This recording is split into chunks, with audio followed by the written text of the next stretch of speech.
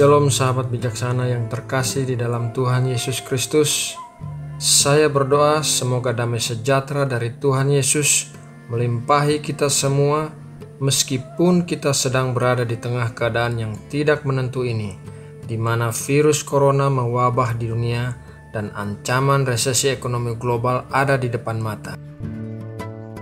Waktu-waktu yang kita miliki ini, apabila kita sedang lockdown di rumah, mengikuti instruksi pemerintah kita, sebaiknya kita menganggap kita sedang memasuki Sabat rohani, yaitu suatu hari khusus untuk bersama dengan Tuhan, mencari wajahnya, mendekatkan diri kepadanya, banyak berdoa dan membaca firman Tuhan agar iman timbul di dalam hati kita dan damai sejahtera Tuhan melimpahi kita.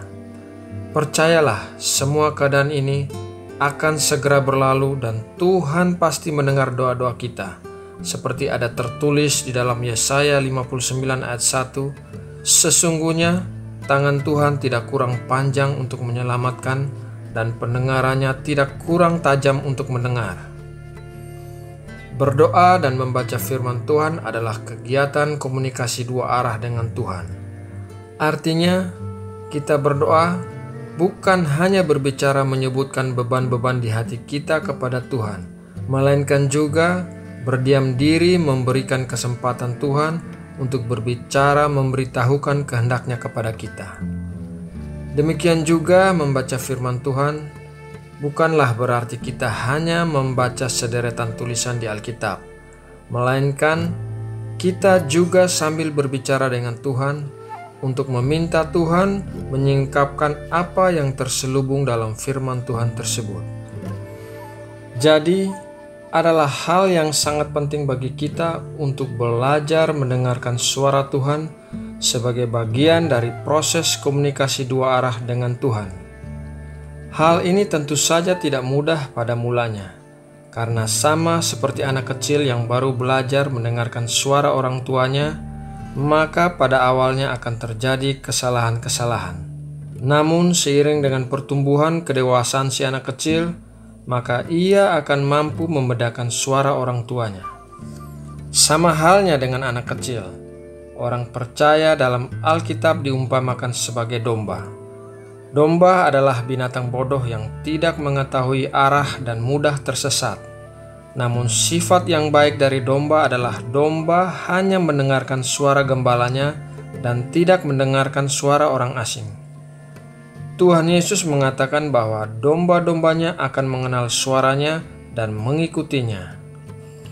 Mari kita lihat dalam Yohanes 10 ayat 4-5. Jika semua dombanya telah dibawanya keluar, ia berjalan di depan mereka dan domba-domba itu mengikuti dia, karena mereka mengenal suaranya. Tetapi seorang asing pasti tidak mereka ikuti, malah mereka lari daripadanya, karena suara orang-orang asing tidak mereka kenal.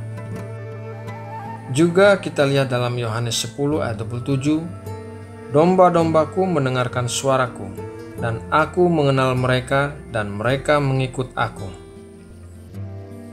Mendengarkan suara Tuhan bukanlah hal yang mustahil, karena Alkitab sendiri mencatat bahwa sejak dari awal penciptaan, Tuhan kita adalah Tuhan yang senang berbicara kepada anak-anaknya.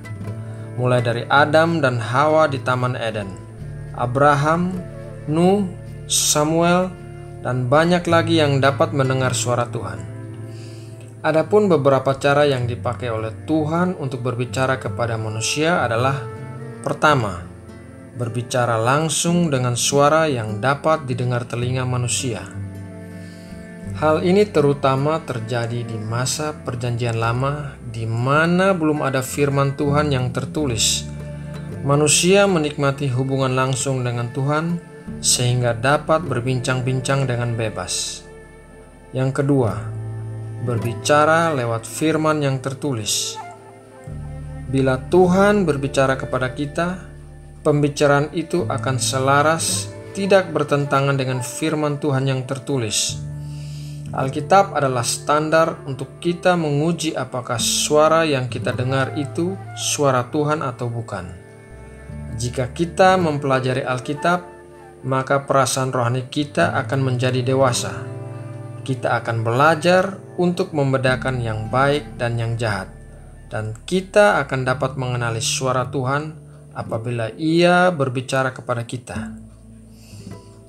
Dalam Ibrani 5 ayat 13-14 berkata, "Sebab barang siapa masih memerlukan susu, ia tidak memahami ajaran tentang kebenaran, sebab ia adalah anak kecil. Tetapi makanan keras adalah untuk orang-orang dewasa yang karena mempunyai panca indera yang terlatih untuk membedakan yang baik daripada yang jahat." Poin yang ketiga, berbicara lewat berbagai situasi. Tuhan juga berkomunikasi baik melalui situasi positif maupun situasi negatif. Contohnya adalah Yusuf. Kisahnya ditulis dalam Kejadian 37-50. Saudara lelakinya menjualnya sebagai budak di Mesir. Kemudian ia dituduh oleh istri Potifar dan dipenjarakan dengan tidak adil. Namun lewat peristiwa-peristiwa tersebut, ia dipakai Tuhan untuk menyelamatkan nyawa ribuan orang selama bencana kelaparan.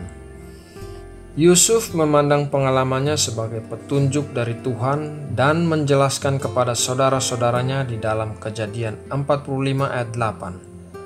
"Jadi bukanlah kamu yang menyuruh aku ke sini, tetapi Allah. Dialah yang telah menempatkan aku sebagai bapa bagi Firaun dan tuan atas seluruh istananya dan sebagai kuasa atas seluruh tanah Mesir."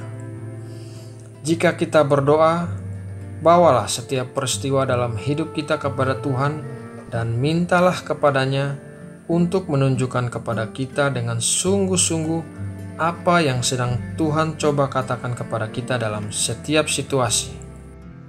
Poin yang keempat, cara yang dipakai Tuhan untuk berbicara kepada manusia adalah berbicara lewat malaikat. Sejumlah catatan Alkitab dan kesaksian orang menunjukkan bahwa Tuhan juga berbicara lewat malaikat-malaikat. Akan tetapi, kita harus selalu berhati-hati dan menguji setiap penampakan malaikat dengan firman Tuhan, karena malaikat kegelapan juga dapat menyamar menjadi malaikat terang. 2 Korintus 11 ayat 14.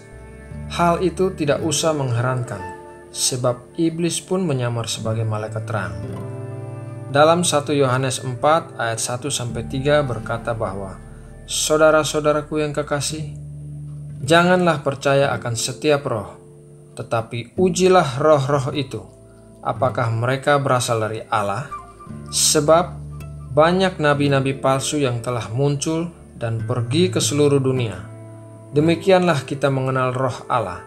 Setiap roh yang mengaku bahwa Yesus Kristus telah datang sebagai manusia berasal dari Allah, dan setiap roh yang tidak mengaku Yesus tidak berasal dari Allah. Roh itu adalah roh antikris, dan tentang dia telah kamu dengar bahwa ia akan datang, dan sekarang ini ia sudah ada di dalam dunia." Yang kelima, Tuhan dapat berbicara lewat mimpi dan penglihatan. Mimpi adalah apa yang kita lihat saat tertidur, sedangkan penglihatan adalah apa yang kita lihat saat kita terjaga. Alkitab juga mencatat sejumlah orang yang mengalami mimpi dan penglihatan pada zaman Perjanjian Lama dan Perjanjian Baru.